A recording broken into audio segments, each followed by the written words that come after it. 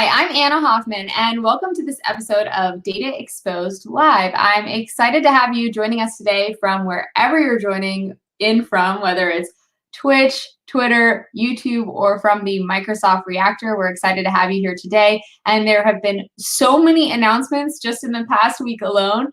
So this is definitely a great episode to tune in to catch up from all the announcements from Microsoft Ignite, as well as other things that have been happening in the month of October and the very beginning of November. As always, we are streaming here at 9 a.m. And if you have questions, actually today, don't head over to Learn TV. I'm going to go to the next slide. If you have questions, just ask them wherever you're streaming from today, whether that's Twitch, Twitter, or YouTube. We are seeing all of your comments, and as they come in, whether they're comments or questions, we'll be able to put them on the screen. We love when you engage with us. It makes it more fun for me and everyone else watching. So please keep your comments and questions coming in.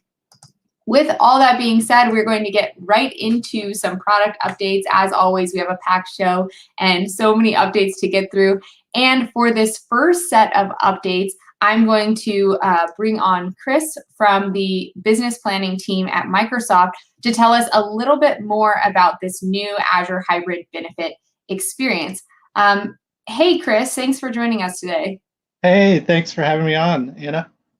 Yeah, of course. And before we get into learning more about the new experience, can you tell us a little bit about what you do? Yeah, I work in business planning and I focus on our server products, Windows Server and SQL Server, and trying to make the best experience for those products within Azure. Awesome, cool. That feels like a pretty important role. So we're excited to have you on the show. So what can you tell us about this new experience? Yeah, so this new experience focuses on something that's been around for a while called Azure Hybrid Benefit. And this is a benefit that lets you bring your on-prem licenses, and this is with a subscription or with software assurance. So these are commercial customers usually that would go into this. You can bring those licenses into Azure. You can use them there with Azure resources like SQL VMs or SQL DB, SQL managed instances. And then that lets you save money on SQL within Azure. Awesome, cool. And I know there's been some new things that have come about, so I'll just pass it to you to tell us all about what's new and how people can get a hold of this new stuff. Great. And I'm just going to go over here. All right. So again, this is a benefit that lets you bring licenses you already bought outside of Azure, use them in Azure, and basically save money within Azure compared to the hourly rates. This is just a quick example of kind of how that works. So you can see like the full cost of hourly rates that includes kind of the infrastructure part as well as the SQL Server part. And then whenever you apply Azure Hybrid Benefit, you can see that middle bar where the cost goes down. And it can be pretty significant if you use the benefit for both Windows Server and SQL Server, as well as reservations like even north of 80% off within Azure. Then, of course, from a TCO perspective, if you add the cost back in, it's still a significant savings. And so this is kind of what it's all about. If you're interested in like details on the cost savings, go to that link you can see there at the bottom. The focus of this talk isn't about like the specific percentages and cost savings and things, so you can find that there. But what I want to talk about is sort of like this is how it kind of currently works. So today, at the level of every resource, whether it's a SQL virtual machine or a SQL DB, a customer, like a DevOps person, will usually go and when they're creating the resource or when they're managing the resource, they have to check a checkbox, or maybe more commonly, they'll use API or they'll use scripting, and they have to set the flag the right way in order to have the benefit switched on. And it's resource by resource by resource. What we find is that this can be cumbersome at scale. So for customers, especially that have large estates, where they might have dozens of Azure subscriptions and thousands of resources, setting that flag for Azure Hybrid Benefit at the level of every resource, it can be cumbersome. And the other thing that we hear is that customers don't have as much confidence about compliance because It's a bunch of different people that are using licenses that the company bought, but those roles may not always have the best awareness of licensing. And so what we're introducing here is the ability within the Azure portal for a higher level admin person, like a billing admin, to basically just say, I have 3,000 licenses that I bought for my company, and I'm going to assign 2,000 licenses to the overall Azure billing account. And then what will happen is the system will just use those licenses every hour as the resources run. It'll basically just draw those down like it's a bank and apply those resources. And then once the licenses are all used up, then any usage above that would be hourly. But that's kind of how it works. And so it's really a great simplifier for customers, especially that have larger scale accounts. As far as how it looks as in a demo, this resides within the cost management and billing area of the Azure portal. And so when one of these billing admins will go to that area of cost management and billing, they'll see on the left-hand side a label that says reservations plus hybrid benefit. And then they'll be able to go up and click add and select hybrid benefit. And this is kind of the key screen right here within the experience. There's really just two steps to remember. The first step is choosing a scope, and that will either be the overall Azure account, which includes all of the subscriptions within that account, or it'll be a specific subscription. And if you click that radio button for specific subscription, you will see a list of subscriptions if there are multiple, and you pick one. So that's step one. Step two is assigning the licenses. And so this is where you confirm with procurement or software asset management group within your company or other org, and you figure out, okay, how many licenses do I want to assign to this scope? And so you can assign maybe 100 or 200. One thing that we do in the interface is behind the scenes, we let you know about how many core licenses you're already using through the resource-based method, because this replaces that method.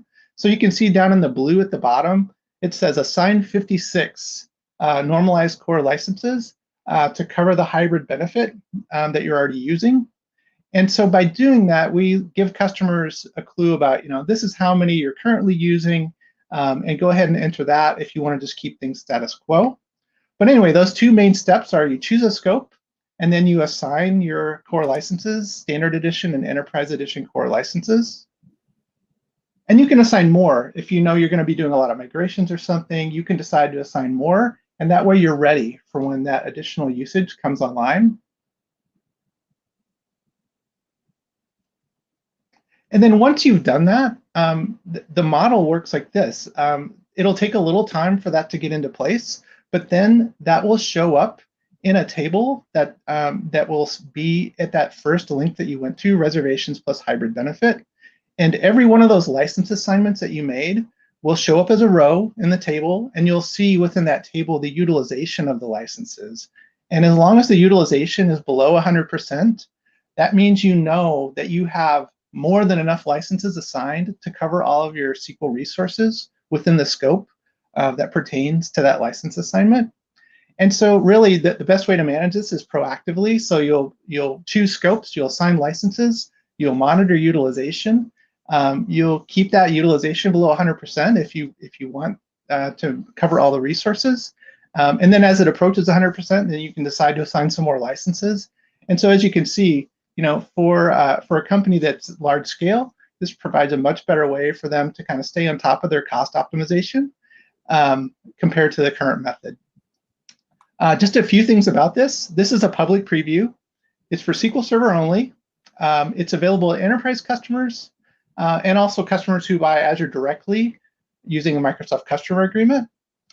And we plan to extend this, but that's the public preview that we have right now. We're going to extend it to Windows Server in the future and additional customer sets in the future. But that's what it is right now. If you want to learn more about the new experience or even just the benefit, you can see those links that are here on the screen. And I guess that's what I have to share with you. Awesome. Thanks so much, Chris, for coming on the show.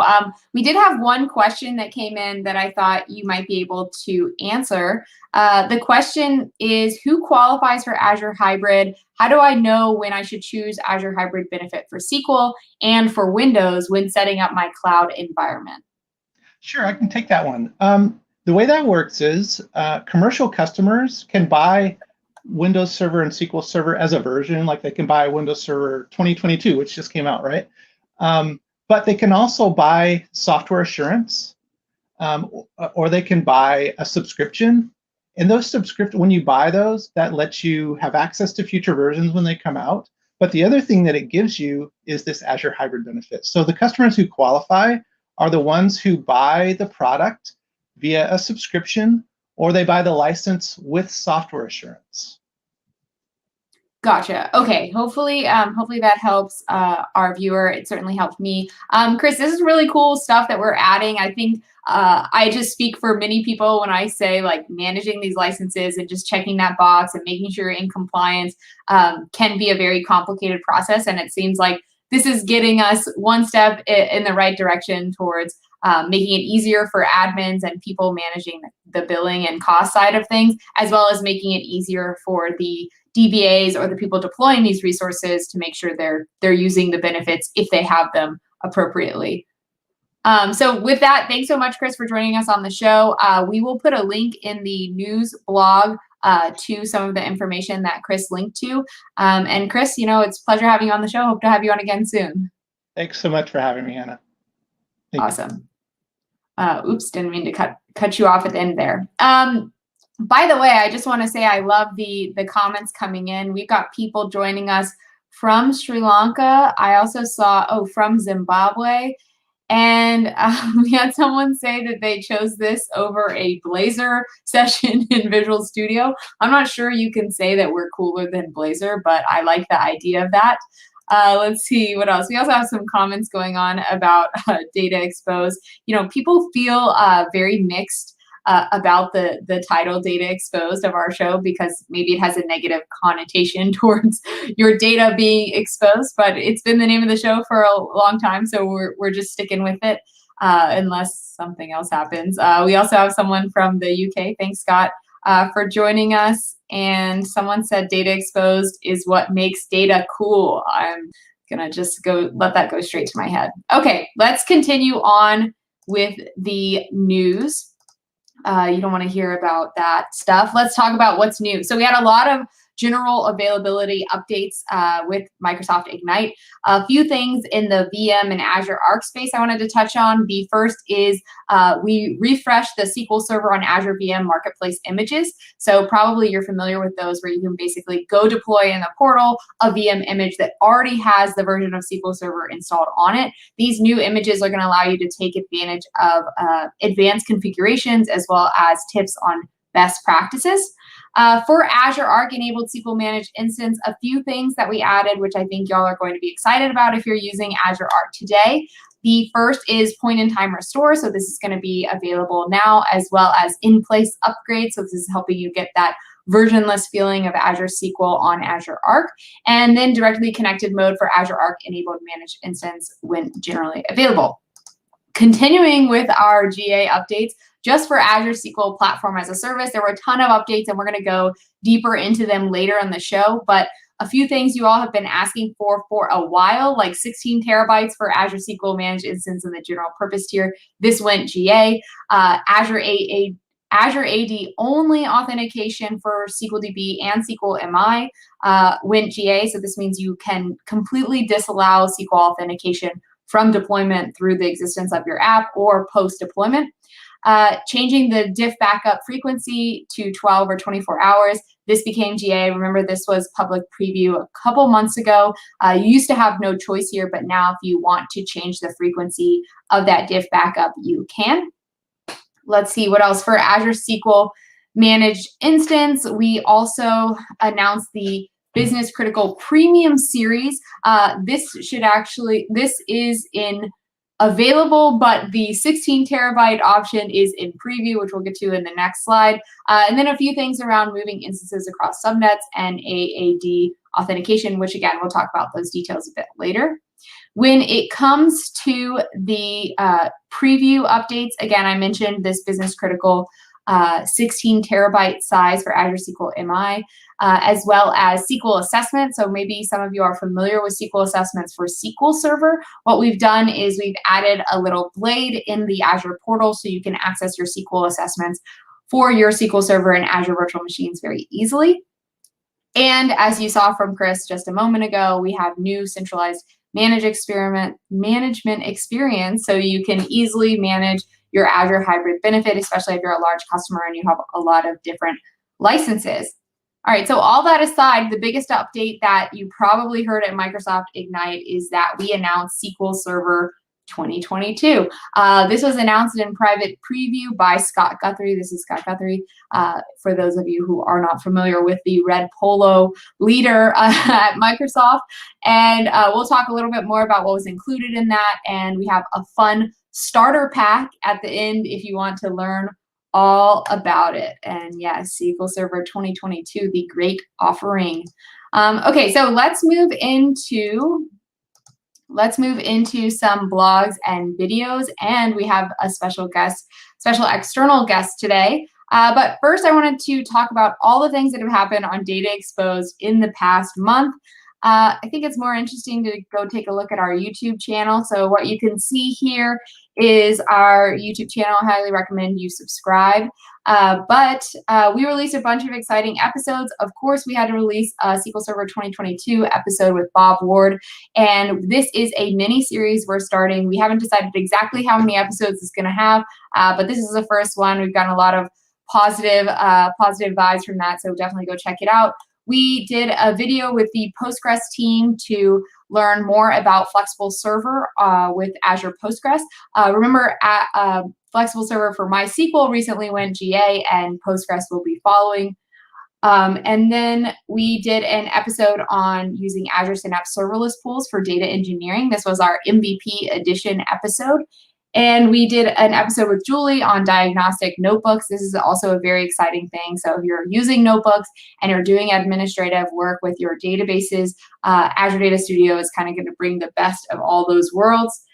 We did another episode with Julie on notebooks because we know the community is loving notebooks. I also have a strong bias towards notebooks, so you'll want to check that out. And finally, we did 2 migration episodes, one for the database schema conversion toolkit. So if you're trying to migrate to SQL Server from something else, you're going to want to check out this new tool that we have, as well as if you're migrating to the cloud, we did an episode on this new Azure SQL SKU recommender. So this is basically going to run some tests on your local environment for some extended period of time so that we can get a good snapshot of what your workload actually looks like, and then recommend a very specific, 2 vCores on the business critical service tier or that sort of thing. So this is really advanced machine learning that we've done to kind of build these models that can analyze your workload and recommend a SKU. Finally, on the Data Exposed Live front, we had Rajesh on to talk about the latest advancements for Azure SQL virtual machines for setting up HADR, so setting up things like failover cluster instances or always on availability group, and some of the best practices associated with that in VM, and especially how we're just trying to make it easier for our customers. And we also did an Azure Data Factory Power Hour. That's the final one I'll talk about today. This was jam-packed. They actually planned like 3 or 4 GA announcements to make during our show. So that was probably one of the more exciting shows that we've done. And we had about 8 different program managers from the Azure Data Factory team to demo all of these hot off the press things. So you'll definitely want to go subscribe to our YouTube channel and check out those episodes. Okay, so now that we've talked about some videos, I thought it might be fun to bring on a special guest. And the special guests we're going to bring on today are from the Directus company, so not Microsoft. This is an external company, and we're excited to hear more about how you can use REST and GraphQL with Directus. So with that being said, oh, and by the way, like this team of folks is in the process of releasing a bunch of things, so we're just super lucky to have them both on the show. But, hey, Rijk and Ben, thanks so much for joining us today on Data Exposed. Absolutely. Thanks for having us, Anna. How's it going? Yeah, it's definitely a pleasure to have you all on the show, and I'm excited to see what you're going to show us. Before we get into that, I was wondering if you could do some quick intros for us. Sure. My name is Ben Haynes. I'm the CEO at Directus. I've been working on it since 2004, so quite a long time. But yeah, Rich? Yeah, and I'm Rijk. I'm the CTO here at Directus. I've been doing it for 5 years or so now. I think we've been on it. Lots of exciting stuff. Absolutely. Wow. Very exciting. We're definitely super lucky to be joined by the C-suite at Directus. I actually didn't realize that, so now I'm feeling a bit nervous. But all that being said, I'm going to pass to you guys. I want to hear all about what you all are doing and how it relates to Azure SQL. Absolutely. So the goal for today is to essentially demo Directus. Directus is an open data platform, which is sort of a new term, I guess, for democratizing the database.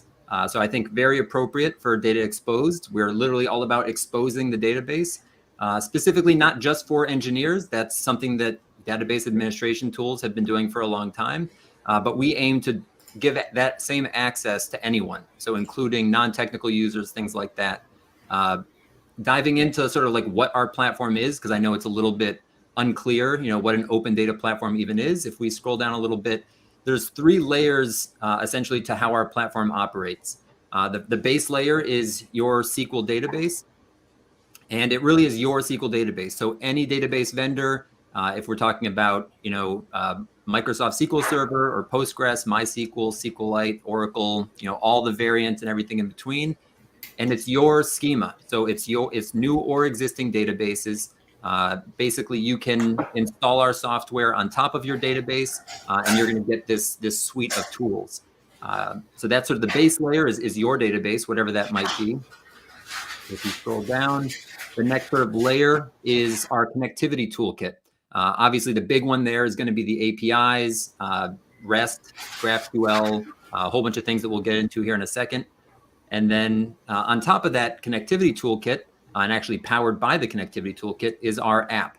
And this is very similar. It kind of acts like a headless CMS almost, but it's not specifically for digital experience content. It's for any of your data. And so you're probably familiar with database administration tools, which we'll see in a second. Those are great for technical users, not so much as an intuitive no-code experience for everyone else. And so it's just a really powerful platform that gives you all the things that you need in terms of connectivity and auth and permissions, and then also this really, really nice extensible app so people can go in, view, browse, manage, visualize their data directly from their database. That's the overview. That's the high level before we dive into each of those pieces a bit more. So awesome. Why don't we dive into the database first, because I think that's always the most important. So what we're seeing here, this is on Azure SQL. Obviously, this is a very minimal demo that is actually available in the Azure Marketplace.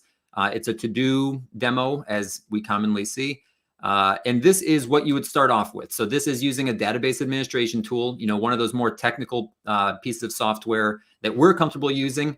MySQL Workbench, PHPMyAdmin, SQL Pro, what have you. And you can go in, you can manage things. It's a great tool. When you install Directus, which can be done in a number of ways, through NPM, through GitHub, through Docker, which is one of our more popular methods. We actually just passed 11 million Docker pulls a couple days ago, which was a nice milestone. When you install Directus, what's really important is that we are unopinionated and we do not impose any architecture on your database. So what that means is there's no migration in. We're layering on top of your database to give you this functionality. So this is sort of the pre-view of your database, what you have going in. And then if we switch over, you can see after you install Directus, how things are structured. So we can still see that to-do table at the bottom. Nothing's changed. All of our system metadata is stored isolated and separated. So we're not commingling it with your data. We're not changing your architecture. What we're doing is we're looking at your schema and your content. So the data types, the indices, the default values, everything that you would put into your database gets pulled by our system live in real time to generate out all the things that we're going to be looking at here in a second. So long story short, it stays your database. You have that control, and there's no real migration in. We're layering on top. Obviously, we're always going to use the term migration, but essentially we're layering on top with these metadata fields. So you can still use any SQL queries you were running previously. Nothing changes. And if you did choose to leave and sort of just try out the platform and then undo, delete the software, you're right back to where you started. And it's important to note that everything that we're going to demo here, from working with the database to working through the API or the app, you're getting the same end result. So we're just creating vanilla tables and columns and everything like that. We're never putting our own proprietary spin on things. And you can work with feature parity in the database, the API, or the app. There's really no functional difference there. It's dealer's choice. So with no vendor lock-in and any of that, let's switch over to the API and actually see what we're getting in this connection toolkit. So this is moving up to that second layer on top of your database. So we're giving you, obviously, a REST API is super important. There's traditionally limitations in terms of what you can do and how you build it out. This is all dynamically done by our platform. So we generate this AST file for the structure, and then that is how we create our endpoints, all dynamically. So if you add a new table, that's immediately available within the API. Here, we're using a piece of software called PAW. You can use Postman or anything similar. Essentially, you can query different endpoints. This is the items endpoint, so we're getting a collection of items. This allows us to do filtering. We can do sorting, all the basic functionalities you'd be used to, and then not so basic, more complex aggregation, things like that. And our REST, people are very familiar with GraphQL and how you can sort of get nested data. Our REST endpoints actually allow that as well. You can go 3 levels deep of relational nested data. You can choose specific fields using CSV and wildcards. It's very, very powerful and extensible. So that's an example of getting several items. Obviously, if we go down to the next query, we can also get individual items. Everything's coming back in JSON. And we can create items. So if we were to run this, it's actually going to generate and push that right into the database. Again, this is a very small subset of the endpoints that we provide. There's a number of data endpoints and asset endpoints, because file assets are a big part of this and where you store those. And then a lot of system endpoints for managing permissions, comments, and everything else that we'll see within the app. And then we can delete. Again, just kind of going through the different API, very familiar, I'm sure very common tasks. And then just an example of GraphQL. Again, feature parity between REST and GraphQL. You still have the option to write those SQL queries. So you have that full power of SQL, and you can also use CLI. We have a JavaScript SDK. So lots of different options within this connectivity toolkit. Again, auth, SSO, everything that you would need that you'd be typically hand-rolling bespoke is taken care of for you in very unopinionated ways. So you really have a lot of flexibility here. See if I missed anything. I think that's pretty good on this. Again, obviously, there's a lot that could be said about permissions. You can set what data is available publicly. You can create roles and very granular filter-based rules that decide what each user, each role has access to, fetch via the API, and therefore also has access to in the app. So very powerful connectivity toolkit. Yeah. Awesome. Yeah. This I would really actually cool. show, like, if you added something in the database, it literally just shows up, that schema shows up in, in the database and app. Awesome. Cool. While we have you, if you don't mind, I would love to hear a little bit about some of the things that you're releasing and have released very recently, if you feel like sharing them. Yeah. So we've been working, porting from a legacy language, LAMP stack, over to Node. So now we just pushed to general availability last week, Directus 9, after several years of development. And yeah, super excited to have that pushed out. It was actually a soft release because we're wrapping up our cloud announcement as well. So getting a new cloud infrastructure ready to go, which will be in the next few days.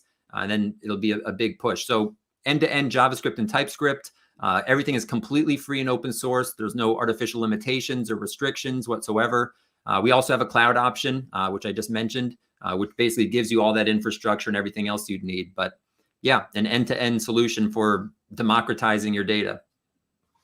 Awesome. Cool. Well, it's been such a pleasure learning about this. And to our viewers in the blog, we will have links and information where you can learn more. So be sure to check that out so you can follow up with Directus and start using it with your applications and development. Folks, thanks so much for coming on the show. It's been a pleasure, and good luck with all the launches. Thank you, Anna. And for anybody watching, the API is that second layer. There's a whole app that is really the focus of Directus that we didn't get a chance to get into. So hopefully everyone can go into a demo and actually see the main piece, which is the GUI, and how we democratize it for even non-technical users. Awesome. Great. Thanks so much. All right. Thank you, Anna. Perfect. Thank you. Awesome. Very cool. I'm going to have to go get my hands on that. I have not played with these tools yet, but I would really like to. So thanks so much. Let me take a quick look at some of our comments. I know you all have been commenting. That one was a cool one. Yeah, definitely. Democratizing data also gives me PTSD. Oh, I think that was on the Data Exposed.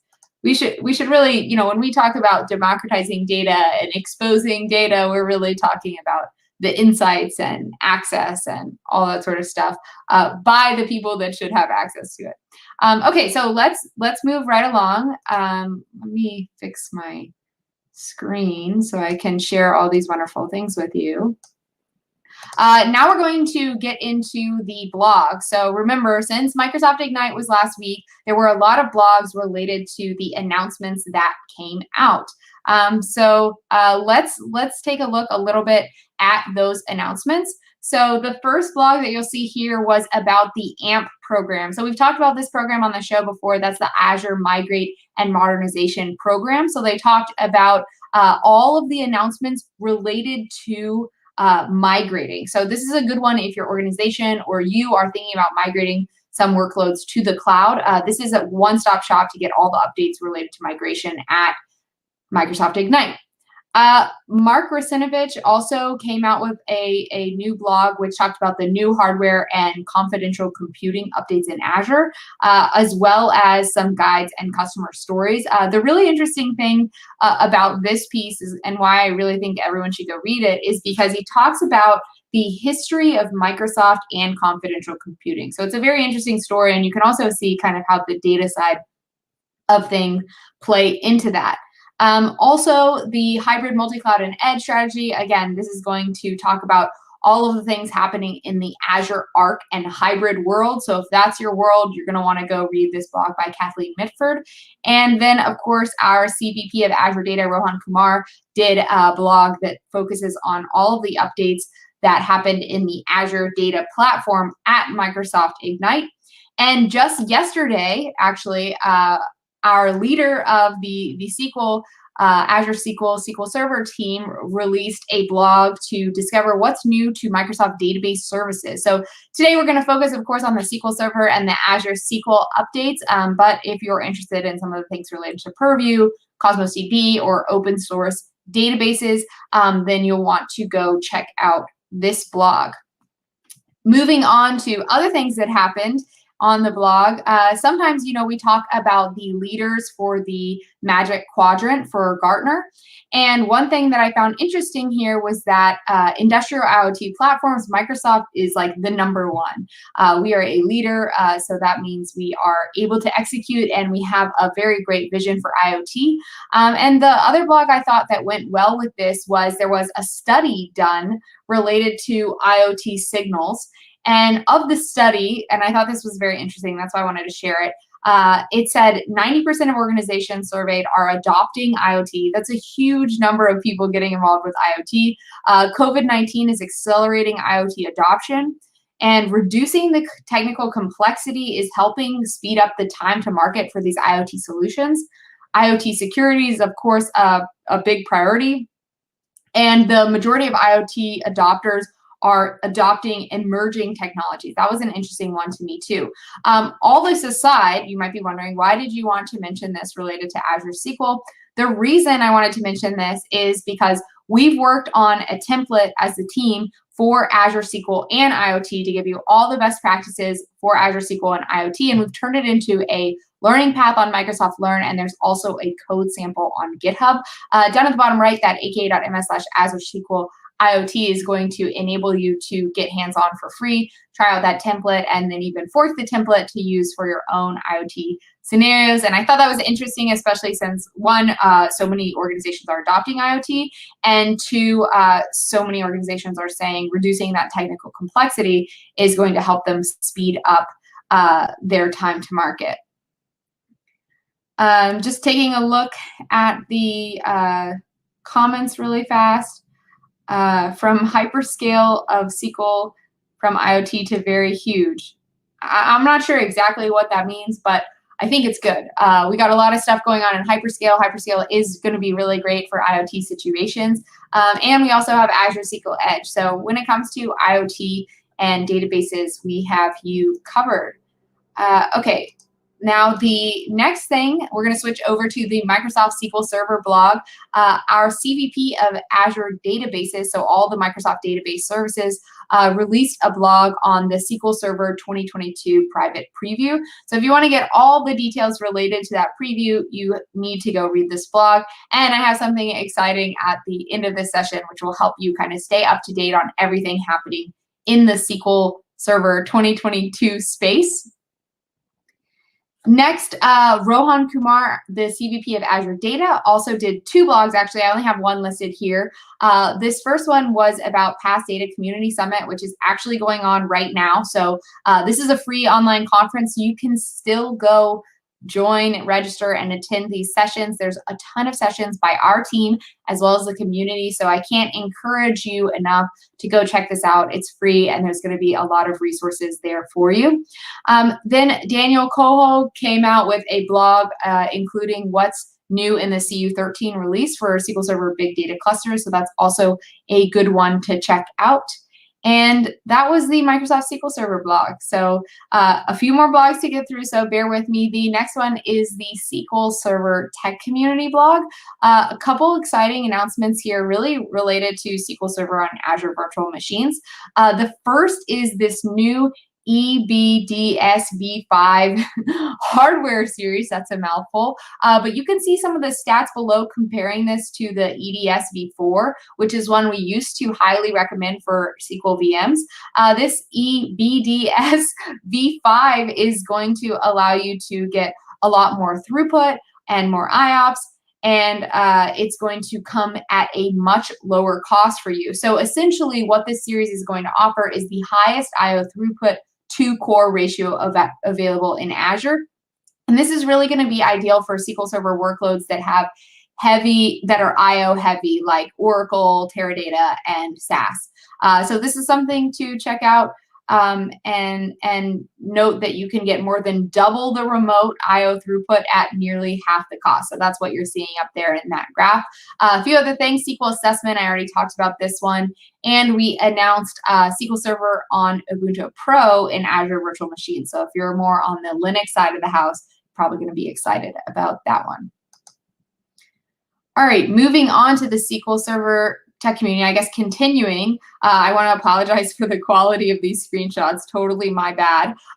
But a couple things we talked about already. One is the SQL Server Early Adoption Program. So since we announced as a private preview, this means you have to apply to be a part of, to get the bits, basically these preview bits before we release CTP 1.0. But if you want to get involved and check out SQL Server 2022, give us feedback, we would love to have you join the EAP or the Early Adoption Program. A few other things that I wanted to call out were the SQL Server and Azure Purview Work Better Together blog. This was a really interesting blog that talks about Azure Purview. And if you haven't heard about Azure Purview is our relatively new governance solution. So what you can barely make out here, and I'm just going to make it small because you can't really see it anyways, but the idea is that you can get a data map. So that's kind of what you're seeing. You're able to map out your data, and you're also able to get a data lineage. So you're able to track where data was coming from, what happened to it, what transformations were made. And the idea here is to just make it easier for you to get governance and control and visibility over what's happening with your data, who's accessing your data, and where it all is landing. So exciting things happening. Again, I'm not going to go through all of these. On the Azure SQL Tech Community blog, again, there were just so many blogs this month because of Microsoft Ignite. I think it's a good thing, but hopefully y'all's brains don't melt. Let me just check those comments. Oh, we have someone joining us from Vietnam. Wow, today is really a global show. So thank you all for joining us from all over the world. It makes it so much more fun to see that we have a global audience. Okay, so going on to the migration updates. Basically, the big update here is that we enabled for Azure SQL Migration Extension. So maybe some of you all have seen this. We did a couple Data Exposed episodes with Mohammed, who is leading this effort, but there's a new Azure SQL Migration Extension in Azure Data Studio, which makes it very easy to migrate from one place. You can go step by step and do everything from Azure Data Studio. We recently announced 5 key updates. You can read more about them in the blog, but the 5 updates are: 1, the ability to migrate from Linux to Azure SQL Managed Instance or Azure SQL VMs. 1, you can now monitor those migrations that you started in Azure Data Studio from the Azure portal. So that's a big one. You can also save and close the wizard in the Azure SQL Migration Extension and choose to resume it later. So that's a new thing. You can save your progress. Maybe you do some assessments, but you're not quite ready to do the migration. You can also retry my database migrations, and you can skip the database readiness assessment. So if you're a user with limited permissions, you might need to skip this part. You might just want to do the migration, and we're going to enable you to do that. So lots of great things happening in the migration space. And now we're going to talk about all the things happening with Azure SQL Managed Instance. So Azure SQL Managed Instance, basically, and we'll get into the details, launched so many things at Microsoft Ignite. That team is on a roll. They are listening to your feedback, and they are implementing it like crazy. And it's just super exciting to hear. So I thought what we would do is we'd do a really fast flyby of all of the updates that Azure SQL Managed Instance announced. So here we go. We're going to go quickly. So the first thing is the new Premium Series hardware for Azure SQL Managed Instance. So you can see in this chart how you can compare the Gen 5 hardware that you might be using today to the Premium Series and the memory optimized Premium Series that are now available. The biggest things I wanted to call out here are the increase in memory. So you can see with the Premium Series that's memory optimized, you're getting more than double what you were getting in Gen 5 on a memory per BB core level. And then for the max storage size on the memory optimized Premium Series, you're able to get up to 16 terabytes for the business critical service tier. Again, this is in public preview, and this just was announced last week. Now, they've done some studies, and this was another blog. So every page you're going to see has at least one blog associated with. But they did some studies to see, okay, how well does this Premium Series memory optimized hardware compare, and what workloads is it good for compared to the standard Gen 5 versus the new Premium? And what you can see is that if you need things like a large memory grant, the memory optimized hardware is really going to give you that great performance that you're looking for. Another exciting capability, one I got to have the honor of getting to demo at a couple events, is the link feature for Azure SQL Managed Instance. So this is basically going to allow you to connect a SQL Server on-prem. So for example, SQL Server 2022 to an Azure SQL Managed Instance, and have this kind of bi-directional connectivity. So definitely check out the blog to learn more about that. We also, in the same space of kind of connecting different things, we have a few updates. So up until now, Managed Instance supported only SQL authentication for linked servers. And if you wanted to use modern authentication methods that don't require handling secrets, it just wasn't possible. But with this release, you can now use 2 Azure AD authentication methods, either pass-through or managed identity. And both methods are going to enable you to create linked servers without the need to manage secrets in Managed Instance. So this is a big one, one that customers have asked for a while. Another one is Azure SQL Managed Instance distributed transactions are now generally available. So this means you can now run .NET and T-SQL distributed transactions across multiple Azure SQL Managed Instances, and we support this across managed instances in different regions. subscriptions, and virtual networks. So that's an exciting one. And we also have some support for mobility across subnets. I have someone say, yes, we have asked many times. Well, good. I'm glad we have been able to answer this question that has been asked for many times.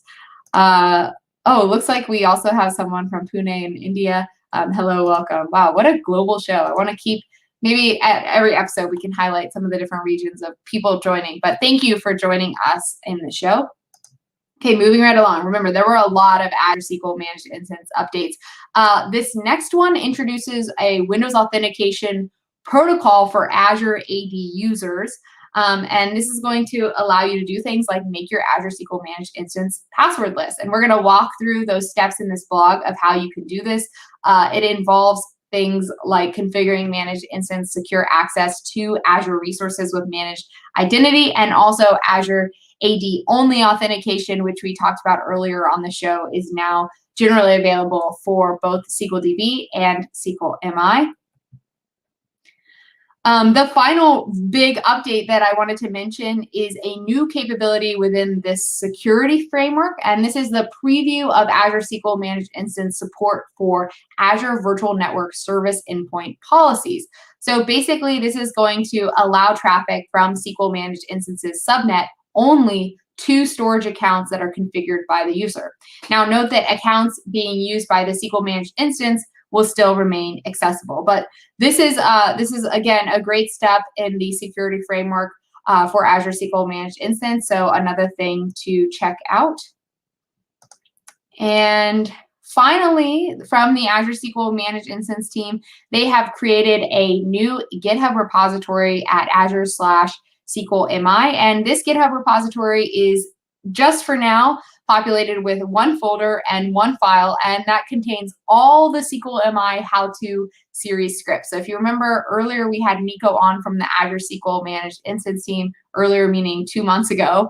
And so all of those how-to scripts are going to be in this one place, and the team is working towards expanding what is available in this GitHub repository. So we'll have individual sections, more exciting projects, even tools that you can use. So you're definitely going to want to watch this GitHub repository. We'll link to it in our news blog. All right, so these are all the things we went flying through for Azure SQL Managed Instance. You can see there's just so many things that team is doing. It's really exciting to see. And I hope you'll go dive into some of these blogs and learn more and get hands-on with Azure SQL Managed Instance. For the Azure SQL Devs Corner, this is more of our developer side of the house for our blogs. Davide Mauri came out with a new blog titled Modern Application Development with Prisma, GraphQL, or REST and Azure SQL. So this is a cool one because he partnered up with the Prisma team and kind of explore this idea of doing modern development with Prisma, GraphQL, or REST. So definitely a good one to check out if that's something you're interested in.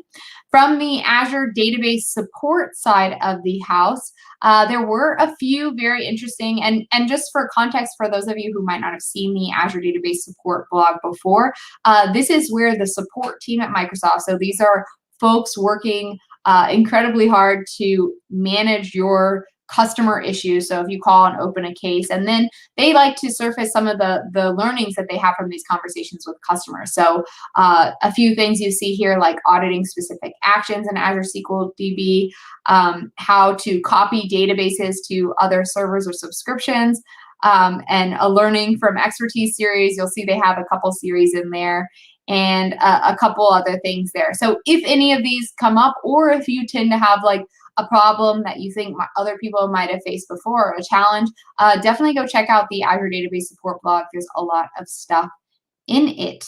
Now, we finally worked through all the blogs. There were just a few of them. What I'm going to do is I'm going to bring up Marisa to tell us about the upcoming events. Marisa, how's it going? Hi, Anna. So much going on. So much going on. As you all know, we wrapped up Ignite last week, and hence all the announcements that are going on. And we just dived right into PASS this week. And so PASS, we've had keynotes, we've had sessions. Actually, sessions are still happening.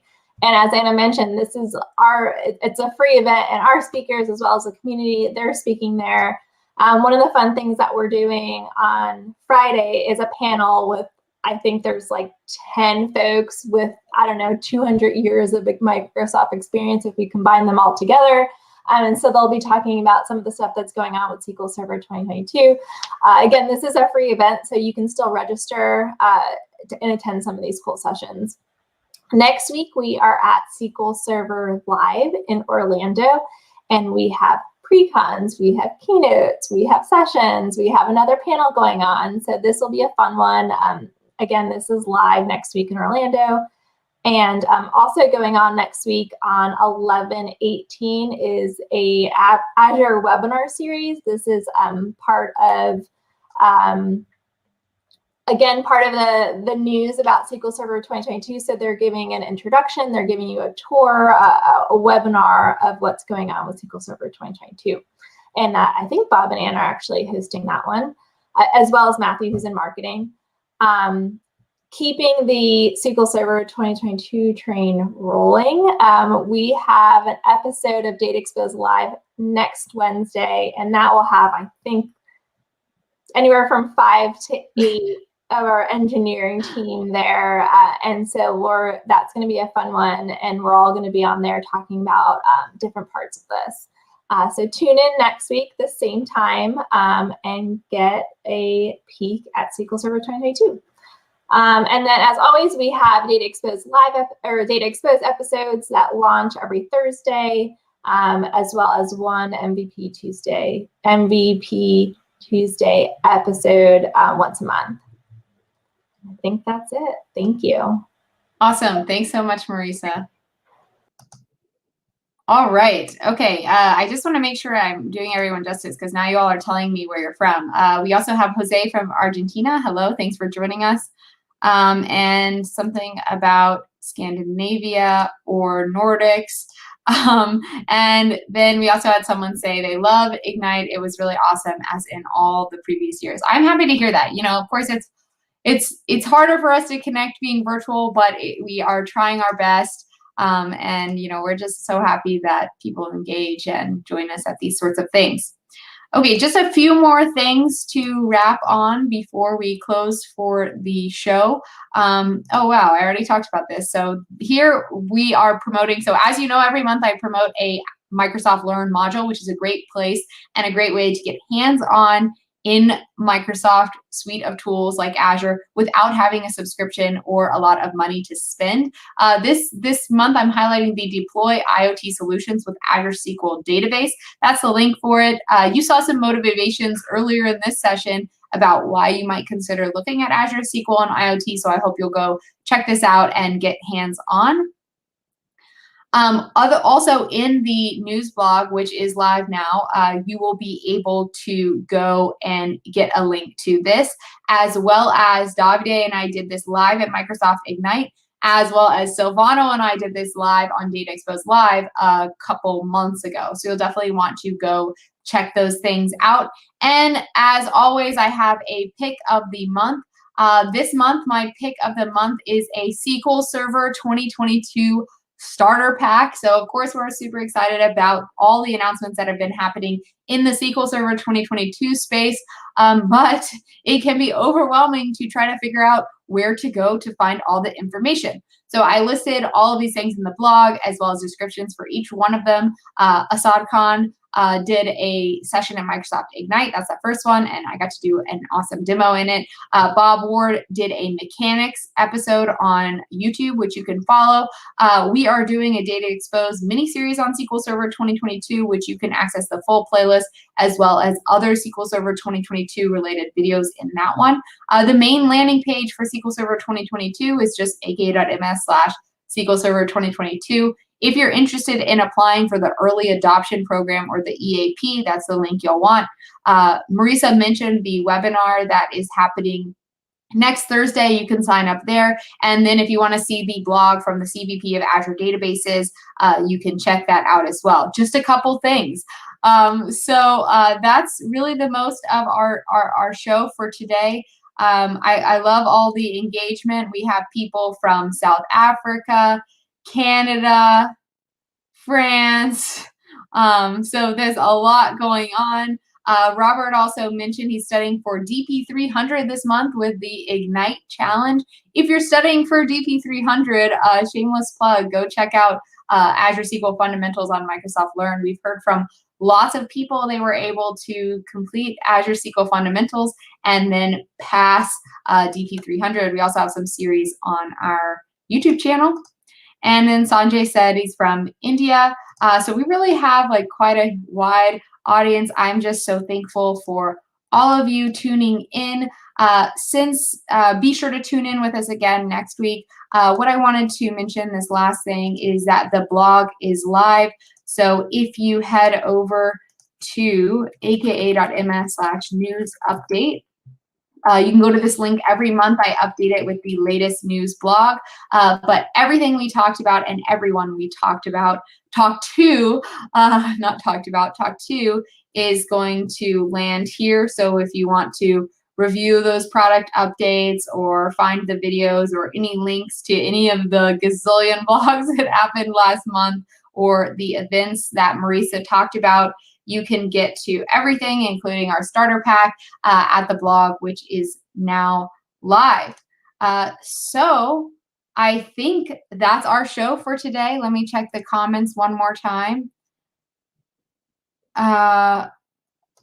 We've got some more people from Colombia and India, so thank you for joining us. We actually have a question, which since we have a couple minutes left, I can't actually answer this question, Sanjay. Sanjay asked, how much time does Azure Serverless take to start once it pauses? This is a great question.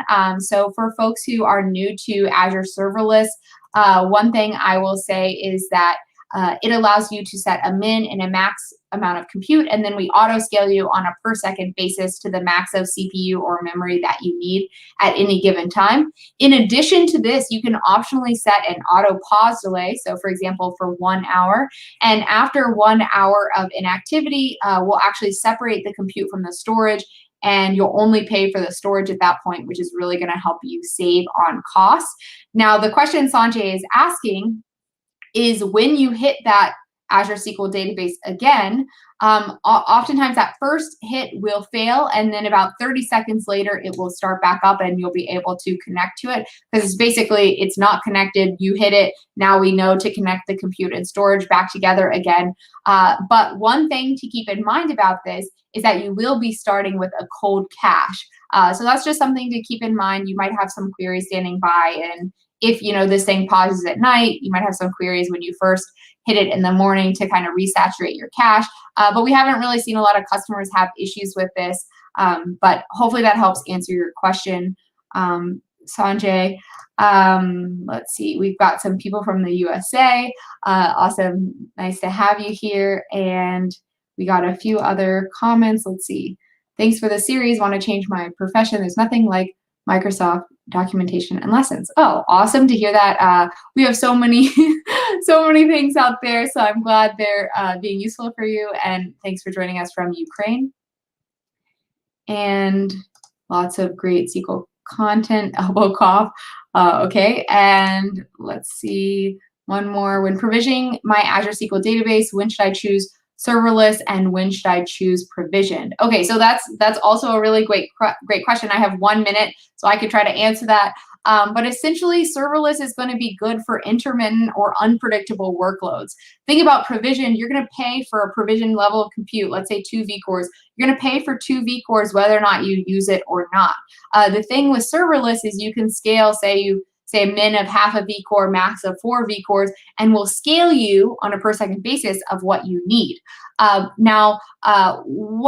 it depends on your workload, but if it's something that's only used during the day or something that's only used during the weekdays, or it's a developer application, or it's just very unpredictable and you want to be able to meet these spikes in demand. For example, maybe sometimes you need 40 vCores, but sometimes you only need 8. So what you want to do is not pay for 40 when you only need 8, but be able to get to 40 and not get throttled when you actually need that 40. So that's a good use case there as well.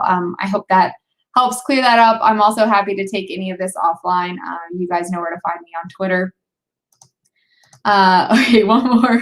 I guess serverless is a hot topic. We should talk about it more on the show. But HQ Cart says, can I change from serverless to DTU?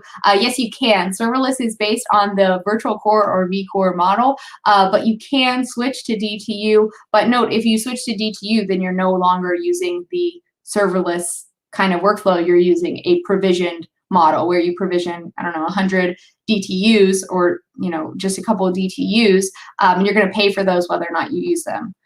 So yes, you can switch, but remember that's not the same thing as serverless. Okay, we also have someone from El Salvador. Okay, so thanks everyone. This was a great show. The first time, oh no, we're late. The first time we almost ended early, but we got to answer some awesome questions. I hope this was useful for you all and to our viewers. Please subscribe to our channel, follow us on Twitter, check out the news update blog, and we hope to see you next time on Data Exposed.